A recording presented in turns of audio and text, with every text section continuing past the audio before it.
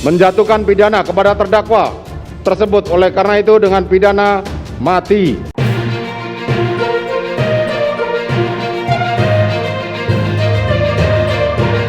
Terpidana kasus pembunuhan berencana Ferdy Sambo dijatuhi vonis hukuman mati oleh Majelis Hakim pada Senin kemarin. Sambo menambah satu lagi daftar jenderal yang dijatuhi hukuman mati di Indonesia. Lantas kapan eksekusi Sambo bisa dilaksanakan? Mungkin ini menjadi pertanyaan bagi publik Indonesia sekarang. Juga bagaimana tahapan eksekusi mati itu dilakukan. Seorang mantan algojo eksekutor narapidana dengan vonis mati menceritakan pengalamannya mengeksekusi para terpidana mati. Tak banyak yang tahu tentang urutan eksekusi mati yang harus dilalui para terpidana. Pemerintah Indonesia menetapkan lokasi eksekusi hukuman mati di Kompleks Penjara Pulau Nusa Kambangan yang terletak di lepas pantai Cilacap, Jawa Tengah. Hukuman mati di Indonesia sudah dijatuhkan pada beberapa terpidana kasus narkoba. Bahkan sudah ada yang pada tahap eksekusi. Penjara Pulau Nusa Kambangan dapat menampung lebih dari 1.500 narapidana, termasuk mereka yang ditahan karena perdagangan narkoba dan terorisme. Penjara Pulau Nusa Kambangan yang memiliki keamanan tingkat tinggi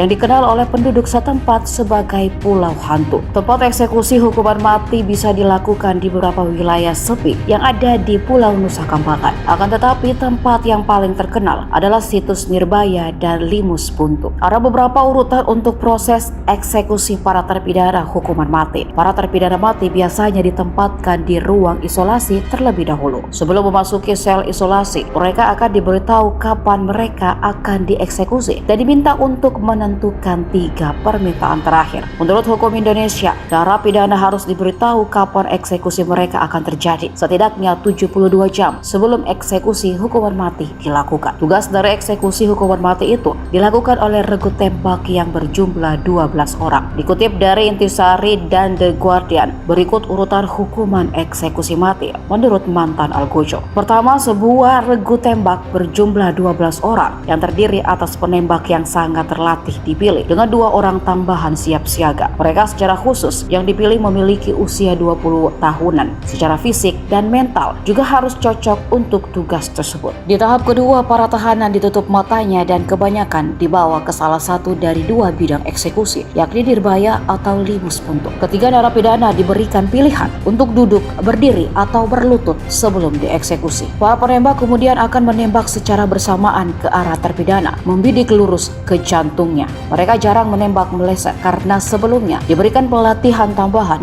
untuk mengasah keterampilan menembak. Menurut beberapa sumber, hanya 3 senapan laras panjang yang diisi peluru, sementara 9 senapan lain diisi peluru hampa. Narapidana harus mati dalam 1 menit. Jika terpidana tidak langsung mati, seorang penembak dapat diminta untuk menembak kepala terpidana tepat di atas telinganya. Menjatuhkan pidana kepada terdakwa tersebut. Oleh karena itu dengan pidana mati. Memerintahkan terdakwa tetap berada dalam tahanan, menetapkan barang bukti tetap terlampir dalam berkas, dikembalikan kepada penuntut umum untuk digunakan dalam perkara lain.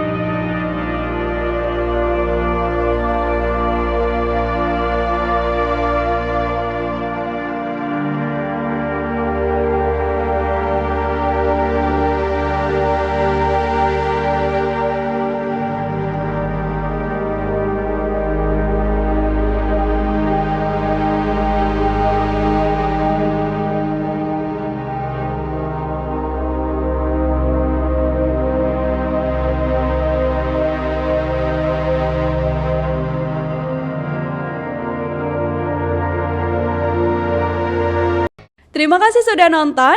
Jangan lupa like, subscribe, dan share ya.